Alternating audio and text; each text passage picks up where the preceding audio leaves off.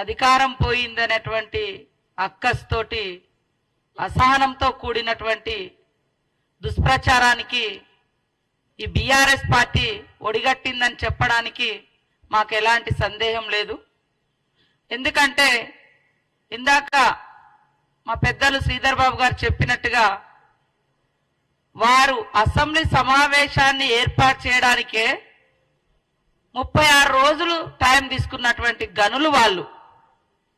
కానీ గడీల పాలన కాదు, గల్లీ బిడ్డల పాలన కావాలని, గల్లీ బిడ్డలకు అందుబాటులో ఉండే పాలన కావాలని కాంగ్రెస్ పార్టీ ప్రజాపాలన ఏర్పాటు చేస్తే తట్టుకోలేక, ప్రజల నుంచి వచ్చేటువంటి స్పందన చూసి ఓర్వలేక ఇలాంటి దుష్ప్రచారాలకు ఒడిగట్టడం కరెక్ట్ కాదు. ఒకసారి ఆత్మ విమర్శ చేసుకోండి, ఆత్మ పరిశీలన చేసుకోండి అని ఈ సందర్భంగా ఈ బీఆర్ఎస్ కుటుంబ పాలన పార్టీకి తెలియజేస్తా ఉన్నాం.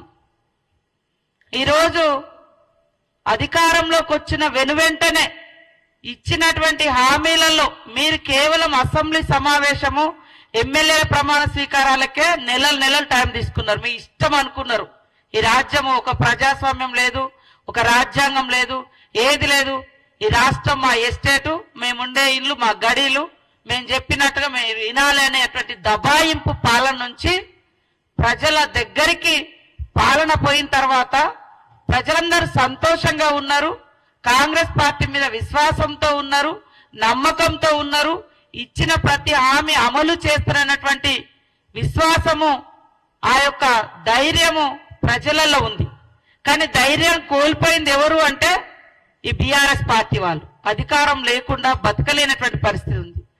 అహంకారము, అధికారము, పెత్తనము ఇవన్నీ కలగలిసినటువంటి నాయకత్వం, ఫ్యూడల్ నాయకత్వం వాళ్ళ యొక్క టీఆర్ఎస్ పార్టీ నాయకత్వం.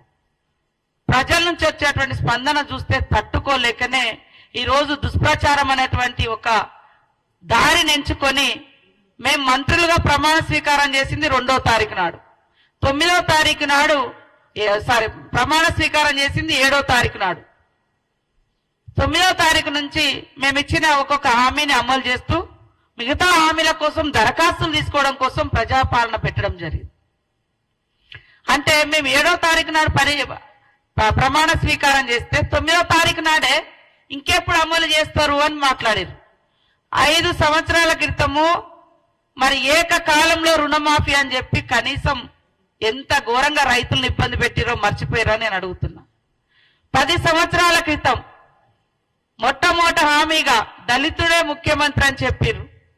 10 ఏళ్ళైనా కూడా మరి మీరు దానికి పూనుకోకుండా 3వసారి కూడా మీరే ముఖ్యమంత్రి కావాలని చేసినటువంటి ఈ మోసం ప్రజలు మర్చిపోలేకనే అన్ని వర్గాల పార్టీ కాంగ్రెస్ పార్టీ అని కాంగ్రెస్ పార్టీకి అవకాశం ఇచ్చారు.